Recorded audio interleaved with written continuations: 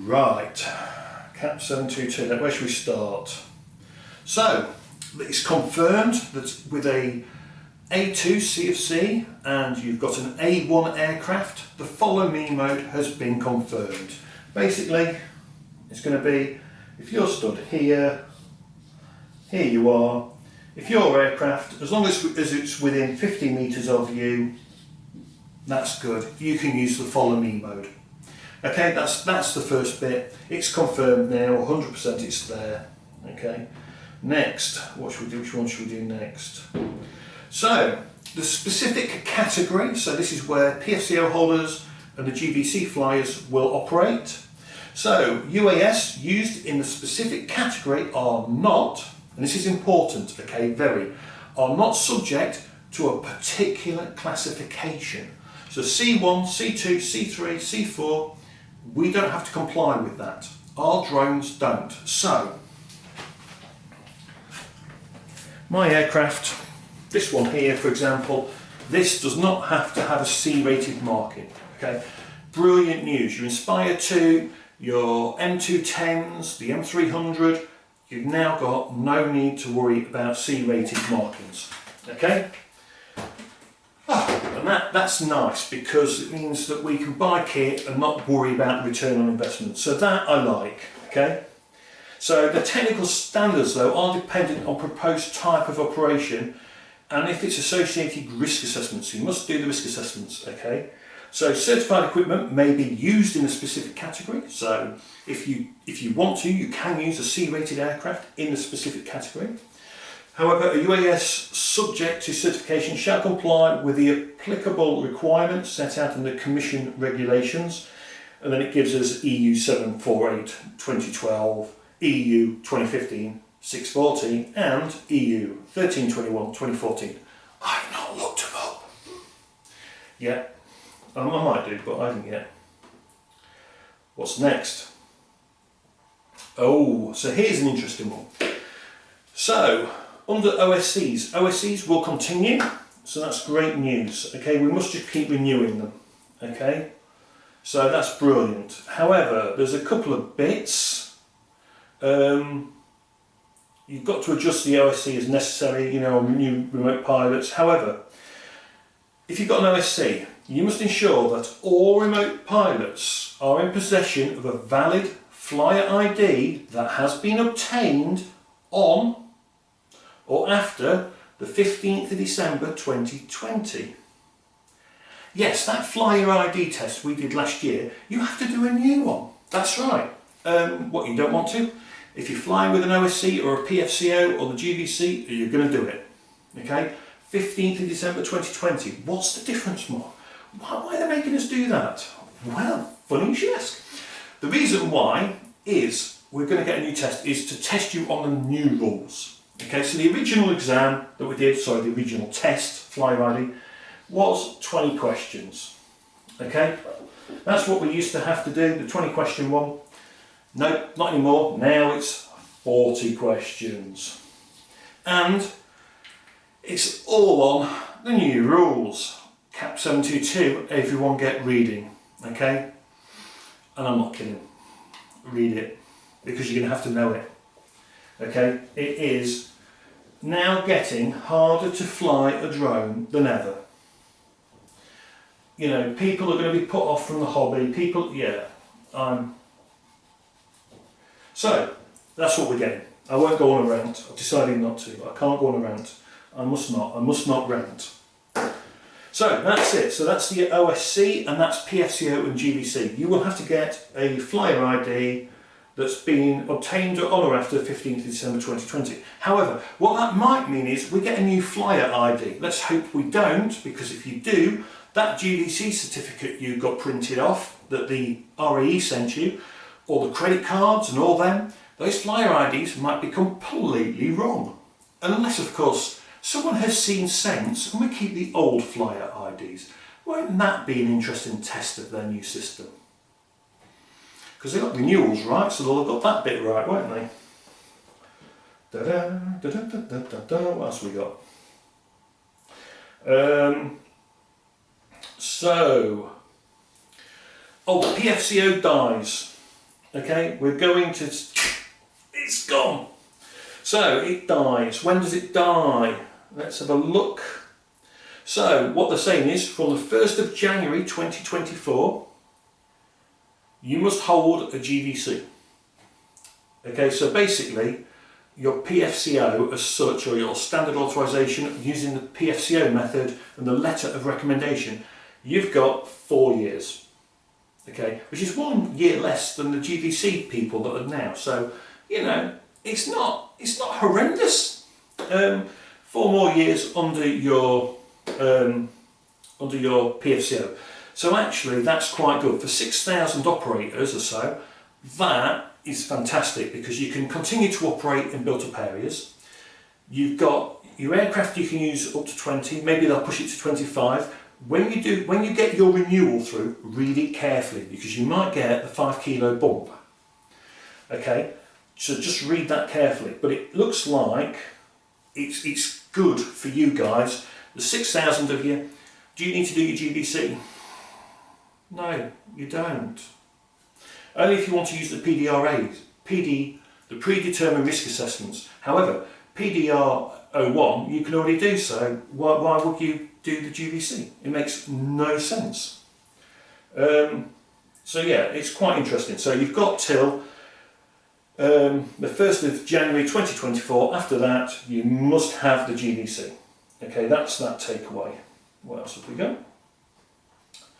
Insurance. So hobby flying, you don't actually need insurance technically. However, I'm BMFA or FPV UK for hobby flying. End of. Okay, right.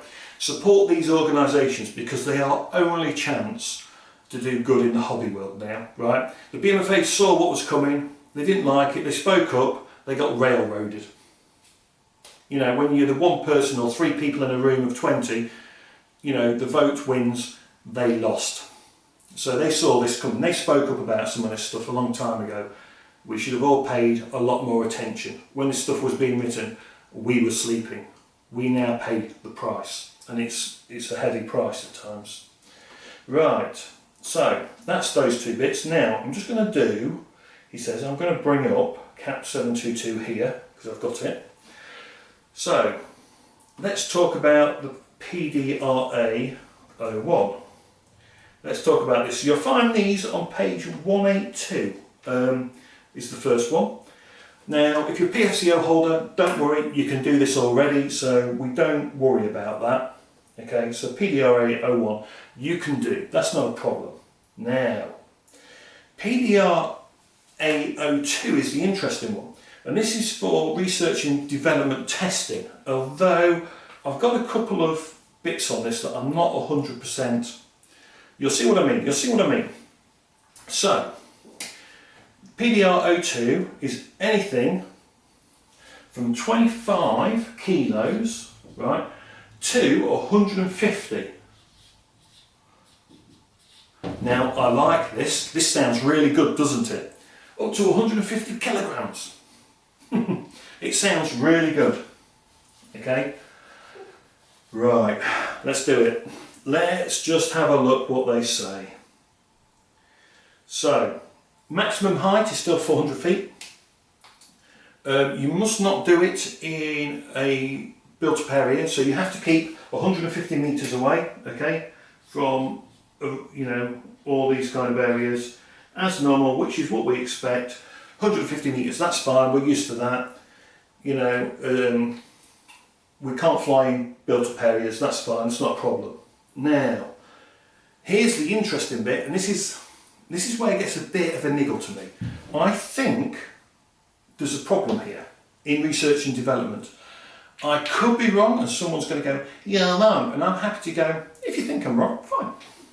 So here's your pilot. Okay, we'll take away that for a minute, let's not worry about that being there. The maximum distance you can go from the pilot is reduced to 250 metres. So technically you can only fly 500 metres. Now there are people out there going, well, that's not a problem for testing. You see, this is where I go, but it's not as good as you think it is. So there's some subtle bits going on here. So 500 metres maximum distance. Now, if your aircraft weighs 75 kilos or less, right, so 75 kilos or less, it can do a maximum speed of 35 knots. That's not too bad. 75 kilos, I would say multi-rotors, that's not a problem. However, again, I think somewhere something's being missed, because fixed wings and VTOLs may need more speed. I think 35 knots will be on the edge for that size, you know, for that kind of thing. Okay, so I do think that may be a bit of a niggle. Okay, I do think that may be a bit of a niggle. It gets better. So, from 75 to 150 kilos, right, yes, that's the one you're waiting for, I know. The problem is with this one, your maximum speed is 25 knots. The problem I have here is with fixed wing. I think this is all aimed at multi-rotor. I don't think it's aimed at VTOL, and I don't think it's aimed at fixed wing, because R&D on those aircraft, you're going to want to be moving, in my opinion, more than 25 knots. And if you only can go 250 metres out one way and 250 another, by the time you have done it, you've got to turn around and come back. It's just the limitation envelope, I don't think is enough for fixed wing. Someone prove me wrong. I'm happy to be proved wrong on this. Please, someone, just do it. Okay, now, what else have we got in this? So, also, any operations you are doing with these size aircraft, you can only do it in Class G airspace unless you have permission from air traffic control or flight information service, basically. So if you're in Class D or E airspace, you've got to get permission. Right, let's look at remote ID. Okay, so before we got the new CAP 17722, we had CAP 1879. Now, CAP 1879 was our guide and the guidance for everything. Okay, so that's what we knew we were coming. So remote ID in CAP 1879 was very clear. It was about privacy and security. So privacy, they're worried that we can use a drone to spy on someone. Well, a telephoto lens has proven that it can already do that. So that argument, you know, a standard camera, it can see far more than we can with a drone. Simple fact. You know, a telephoto lens, you can hit something a kilometre away. A certain royal was caught out like that. So we know that privacy was not really a good, you know, it was not really right. And then there's the security part, and security again, it's not really right. They're saying security, security, security. Trust me, do you think anyone that wants to do something bad's going to have remote ID on a drone? Why would you? So security is a non-starter as well. So privacy and security are two false things to say you need remote ID. Okay, it's just fact. Okay, and anyone that thinks otherwise doesn't understand at all what we wouldn't do. If you wanted to do something, I would just chuck my aircraft and let it go and do it. I wouldn't worry about anything else. You know, security. People want to use drones for bad things. You know, come up with a better reason, because they're not going to put remote ID on a drone, and there's too much legacy stuff out there to make people. That's the other problem they've got. So they've changed the wording. So remember, CAP 1879, the last two versions always stated privacy and security. Now CAP 722 threw the curveball. Okay, they went security and they put two new words in. Law enforcement. That's right, they went law enforcement. Now, the only people that will ever get punished by this system, remote ID, is people that put remote ID on a drone and you are caught flying where you can fly, because you'll have done your test. It's meant to build on the drone registration system. You'll have done the test. You know you can't fly in the flight restriction zone without permission. You know with an A2 CFC you can fly in a built-up area as long as you keep the separation.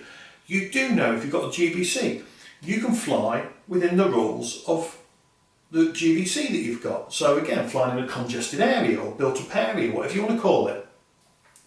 If you're a model flyer, I'm a model flyer as well. If you're down the model flying club, what do you need remote ID for? What is the point of it for a model flyer? It's absolutely crazy. But they think that it's just a good way for this to happen. So here you are, you're flying a drone. Here's your drone just here. Here's someone like a police officer. You could be doing a roof inspection. Police officer sees it from 200 metres away or 300 metres away. Oh, there's a drone. I'll see if I can connect to its remote ID. They then talk to the drone and they get a web page kind of system. It will tell them the operator ID. It will tell them the height from the takeoff point. It will tell them the pilot's location, so where you are stood. It will tell you the speed of the aircraft. I'm not sure why it's relevant. And it will tell you the serial number of the aircraft. I'm not sure if they mean like the DJI serial number or the one you give it in your fleet. I don't know. It will then show them on a little map where the drone has flown to and from and everything else. 0 is north, and it does a little map, and then they can come, they can find you and then give you a fine. Or maybe they'll just take a screen snapshot and fine you. Who knows? Who knows? There's too many questions about who can issue fines and do all that stuff. Okay, because the police don't know the rules at the best of times. And when the A2 CFC kicks in, I feel sorry for them. You know, but December the 2nd, 2021, we have to have this on our aircraft. And you have to have it on all your aircraft that you want to fly. Now, I'm not sure if it means that the 4 aircraft I've got next door, will I have to have a device that I can take off and put on another drone? The problem is its serial number is to the drone you're flying. And I'm going to have to log in, change that every time. That's a pain in the ass. Or have I got to buy 4 units because I've got 4 commercial aircraft? What? That alone model flies. I know model flies. So you go flying for the day, you'll take 4, maybe 5 aircraft. You can have a Watt 4 you take off, you fly the Watt 4 for a bit. Right, I'm going to fly the Edge now, my Edge 514, I'm taking it out, give it some blasting. Oh, so I've got to have another ID unit on that. Oh, that's good. I'll fly the 540 for a bit. Yeah, I'm now going to fly something else. I'm going to fly my 3D aircraft. Does that mean you've got to put another remote ID? Why can't we just take it and put it in each one? And who's going to give the model aircraft serial numbers? Model aircraft don't come with a serial number. Okay, it doesn't happen like that. They come as a kit, you glue it together, you put servos in it, you put your electronics, right? And then you can go out and have fun. That's what we used to do. Oh my God, it's a ball ache now. Right, so, anyway, I don't want to go on a rant. I've done this video 4 times, no, 6 times. Now, there is a second part to remote ID. Okay, so, there is the bit where we get rid of the police officer. Now, I didn't see in Cap 722 electronic conspic. I think remote ID networked is electronic conspicuously. So basically your drone when flying, okay, will now talk to a network, so your information can go to a UTM of some kind. It might actually even just be going back somewhere so someone can find you. Remember, it's all about law enforcement now. You can forget security because that's just rubbish, in my opinion. You know, it doesn't provide, remote ID does not provide security for anything. And if anyone thinks or believes it does, you're well mistaken. simple, you know. Oh, unless you want to feel secure that you know the drone is owned by someone, by me, and I've got a remote, I've got an operator ID. It didn't make any difference before. In the 20 odd years I've been flying, not having it has not made me less secure. In the 8 years that I've been operating commercially, not having remote ID has never meant that I have not been a security risk. I've always been, I'm not a security risk, I just fly. Those that want to do things like prison, drug runs and all that kind of stuff, or want to use a drone in some other format, they're not fitting remote ID. It is a system that's quite clearly in CAP 722 for law enforcement, and it's only law enforcement for those that will follow the rules. That's all it's for, in my eyes. It doesn't do the system, it doesn't do anything, it doesn't build on DMARAs at all. It's just, yeah. And what's interesting is, like I say, CAP 1879 never mentioned law enforcement at no point, which is really interesting. So at what point did they go, well, in CAP 722, we'll just put law enforcement in and we'll take out privacy. At what point was that change made? And I think we need to understand when they went, oh, we're going to put law enforcement in. So I've put a Freedom of Information Act in. I want to know at what point did they decide to do that, and why weren't we told in advance? And we just, you know, it's just backdooring it basically, by the looks of it. It's one of the few things I don't like in the new CAP 722. It's looking good, but then you get the one thing that just spoils it. You know, and I do think CAP 722, the new one, is looking quite interesting on many respects, okay? And they're being clear on a lot of stuff. So I can see also that a lot of GVC courses now, they go, a lot of the REs are going to go, right, we need to go back now, look at what our course materials, look at CAP 722 and build again. So I can see courses getting a bit thicker at times maybe, but we'll see. So yeah, that's remote ID.